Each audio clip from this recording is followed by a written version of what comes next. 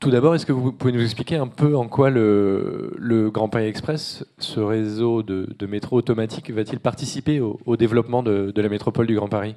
Oui, bonjour à tous. Je voudrais tout d'abord vous dire que je suis très heureuse ici de représenter le président Ollier. Je noterai sous forme de boutade, et j'espère que vous voudrez bien m'en excuser, qu'aujourd'hui, parmi les acteurs essentiels de la métropole du Grand Paris, de cette région capitale en mouvement, seule la métropole a répondu présente. Et je le souligne en forme de boutade. Pourquoi ? Parce que la métropole du Grand Paris, elle est constituée de maires. C'est une intercommunalité. Donc les maires sont habitués à affronter les vents et les tempêtes face à leurs concitoyens. Donc ils sont toujours au rendez-vous. Et ce matin, la métropole du Grand Paris est au rendez-vous. Ensuite, pour répondre à votre question, si je souhaitais être un peu provocante, je dirais, la métropole du Grand Paris n'a pas besoin du réseau du Grand Paris Express. Elle existe sous forme institutionnelle, elle existe déjà parce qu'elle produit 4 millions d'emplois, elle réunit 1 million d'entreprises. C'est la métropole la plus dense d'Europe avec plus de 1000 habitants kilomètres carrés.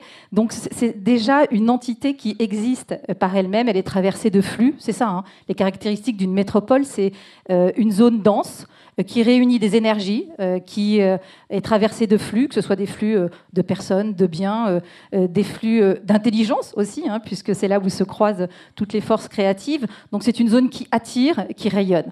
Bien évidemment, si je m'arrêtais là, ce serait largement insuffisant.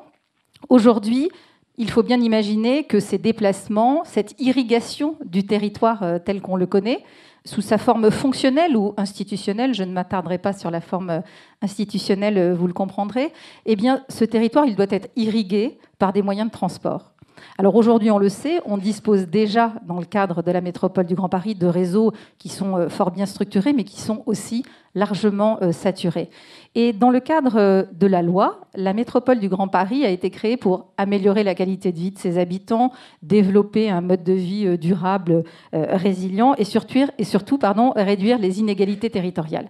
Et c'est là où le réseau du Grand Paris Express doit contribuer à ce développement social, solidaire de la métropole du Grand Paris, dans le cadre de la cohésion territoriale et de la cohérence sociale de la même façon, comme ça a été dit.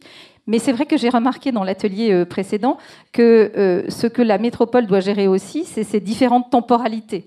Le temps des projets, le temps de l'instruction administrative des dossiers et le temps de l'acceptabilité sociale que l'on doit faire passer auprès de nos concitoyens. Et c'est ça qui est difficile. Et c'est ce pourquoi aussi nous avons besoin d'une communication claire sur la temporalité, en tout cas, de ce réseau du Grand Paris Express. Voilà. Donc cette ville-mère, métropole, elle a effectivement besoin de nourrir ses concitoyens.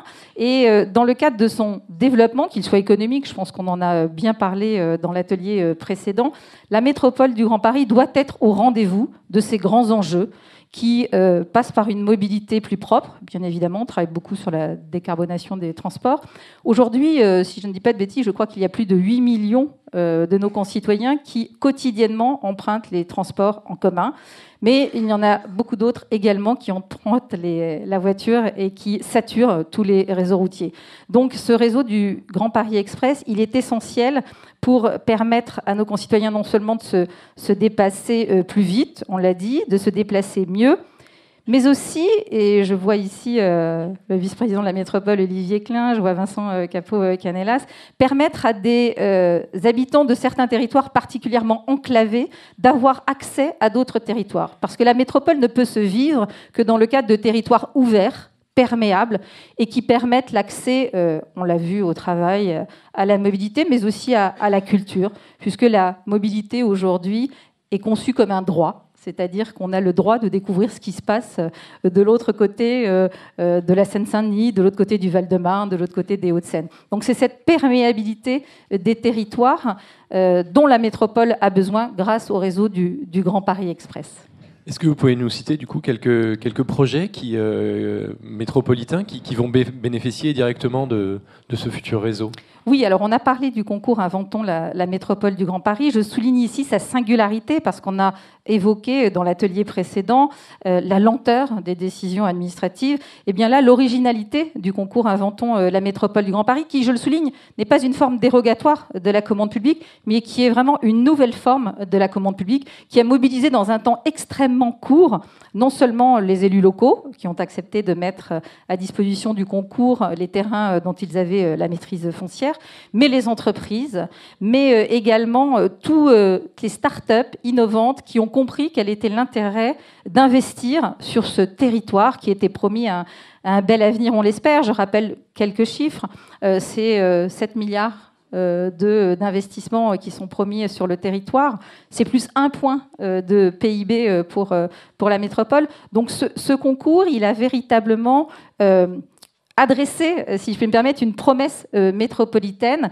Et bien évidemment, les gares du Grand Paris Express ont été moteurs. Il y a 19 sites dans le cadre du projet Inventons la métropole du Grand Paris, qui, je le rappelle, comprend 51 lauréats. Donc sur ces 51, il y a 19 sites, je vous laisse faire le rapport, qui sont organisés autour des gares du Grand Paris Express et qui participent bien évidemment d'une dynamique territoriale essentielle. Alors si j'en cite quelques-uns, alors j'en ai noté, ce ne sont pas forcément les plus emblématiques, mais nous avons le projet d'Anthony Paul, qui est situé sur la ligne 18, qui est un vaste projet d'ailleurs, qui est inscrit dans un site de 40 hectares, qui est beaucoup plus vaste que le site qui a été mis à la consultation, et dont l'emprise foncière du projet jouxte véritablement la future gare du Grand Paris Express.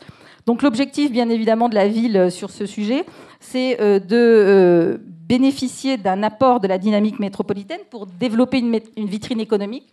Ça, on l'a dit aussi dans le précédent atelier, qui est liée essentiellement au tertiaire et à la haute technologie. Mais en même temps, de créer un cœur de vie dynamique au sein de la ville. Donc on voit finalement l'effet à double détente de ce projet. Il y a également Arcueil-le-Coteau, donc là on rentre plutôt dans la ligne 14 et la ligne 15, qui est un site frontalier de 2 autres communes. Donc ce qui est intéressant aussi, c'est la mise en réseau de ces différents sites, et qui là se développe autour d'un cluster économique particulièrement performant. Si je devais en prendre d'autres qui mettent l'accent sur un domaine où la métropole est très investie également, c'est Clichy-la Garenne avec la ligne 14, puisque la réhabilitation de la Maison du Peuple permettra de voir certaines œuvres du centre Georges Pompidou présentées aux habitants du territoire. Et puis il y a à l'est de la métropole, et c'est important dans le cadre du rééquilibrage territorial, le projet Marne-Europe, qui sera situé sur la ligne 15 Sud. Là, c'est un site ultra connecté. Donc, ce qui est important dans le réseau du Grand Paris Express, ce n'est pas simplement la ligne structurante qui est organisée, mais ce sont aussi les interconnexions qui permettent cette perméabilité des territoires.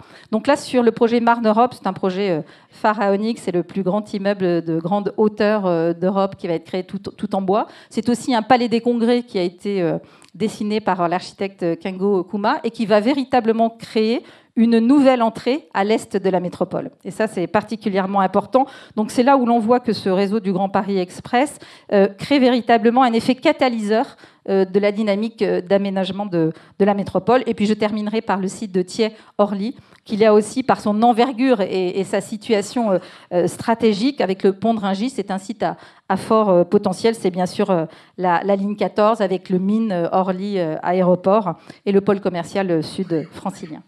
Vous parliez de la compétence et aménagement de la métropole. Au-delà de l'appel à projet Inventons la métropole du Grand Paris, en quoi justement le Grand Paris Express participe à l'exercice de cette compétence et au développement de nouveaux quartiers du Grand Paris ? Alors, on voit que la métropole se situe à différentes échelles. Je précise que la compétence aménagement a été en tout cas votée en Conseil métropolitain à la fin de l'année dernière, puisqu'elle est soumise à la définition d'un intérêt métropolitain, puisque c'est une compétence qui est partagée. Seulement, la métropole n'a pas attendu, et vous l'avez souligné, de finalement s'engager dans la voie de l'aménagement avec le concours Inventons la métropole. Là, on va rentrer dans, je dirais, une dimension qui est un peu particulière, puisqu'il va s'agir d'aménager des ZAC. Donc il y en a certaines qui vont être soumises à intérêt métropolitain. Il y a déjà une qui est rentrée dans le cadre de l'aménagement, c'est la ZAC des docks de Saint-Ouen, donc qui est aussi un pôle particulièrement important. Et là, on voit véritablement que cette facilité qui va être donnée, bien évidemment, aux entreprises de venir investir un territoire à fort potentiel est motivée par la présence ou non, on l'aura compris, d'un réseau structurant qui permettra non seulement à ses salariés, mais aux investisseurs de venir s'installer sur la zone. Oui, cette ZAC de Saint-Ouen où viendra se placer le futur village olympique. Exactement. Au-delà de ces questions d'aménagement, quels sont les autres aspects dans la métropole du Grand Paris, sur lesquels la métropole du Grand Paris s'intéresse à ce Grand Paris Express ? Alors, il est évident que le Grand Paris Express participe de la visibilité internationale du Grand Paris. La métropole du Grand Paris, c'est aujourd'hui, pour citer encore quelques chiffres, 75% du PIB régional, 35% du PIB national. C'est une zone qui est regardée à la loupe par les investisseurs. On a parlé du Brexit, mais il y en a bien d'autres. Une récente étude de chercheurs l'année dernière a bien noté que le fait qu'un réseau structurant, moderne, s'installe, même s'il est une promesse à échéance de 10-15 ans, dans une région avec ce fort potentiel que représente la métropole, est un élément plus d'investissement pour effectivement ceux qui souhaitent venir apporter leur argent sur le développement économique.